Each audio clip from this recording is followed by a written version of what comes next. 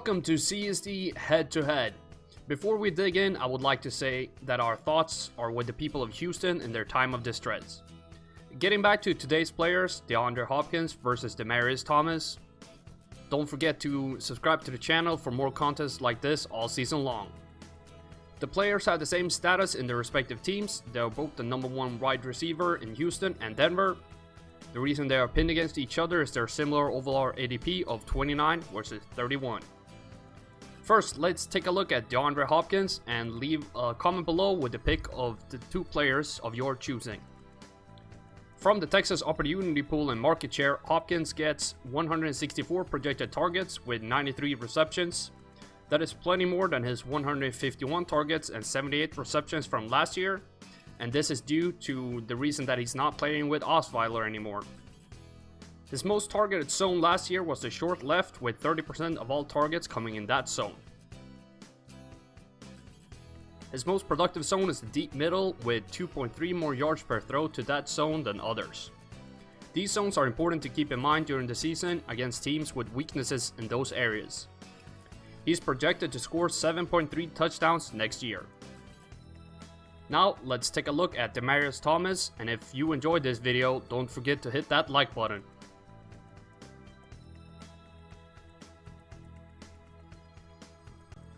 From the Broncos opportunity pool and market share, Thomas gets 167 predicted targets with 99 receptions. That is a huge increase from his 144 targets from last year, but only with 9 more receptions. His most targeted zone of his career is the short left, with 33% of all targets coming in that zone.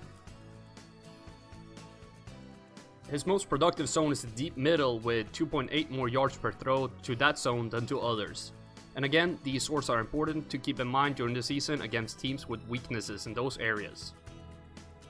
Thomas is projected to score 7.3 touchdowns next year. Let's have a look at how they perform in different situations. They are extremely even in their fantasy average at home. Thomas is a much better player in away games than Hopkins.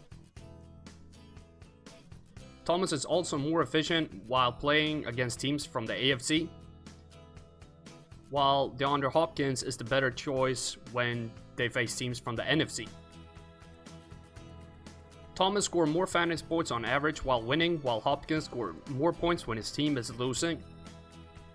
Hopkins' best play is playing at home versus a team from the NFC that you think the Texans will lose to, and Thomas an away game versus a team from the NFC that you think the Broncos will win against.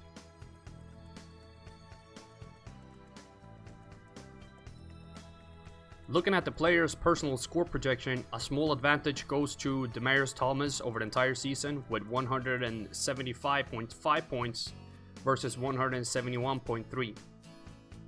When I adjust for quarterback tendencies, we run into some trouble. With the uncertain QB situation in Houston, I've decided to leave Hopkins empty instead of making up a number. Looking at their one-game ceiling, the advantage is still minimal and still goes to Thomas. When we take a look at their floor, Thomas takes the sweep with 3 stats pointing his way.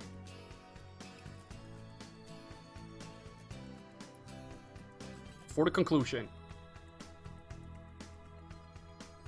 we don't fully know the quarterback situation for both players. Thomas has a higher projection, ceiling, and floor than DeAndre Hopkins. Thomas is a little bit cheaper than Hopkins when it comes to ADP. So in conclusion, my pick is Demaryius Thomas with more margin than I would have thought initially. Thank you very much for watching CSD Head-to-Head. Hit that subscribe button for more weekly content, leave a like, it really helps the channel a lot, and as always, the spreadsheets are dark and full of terror.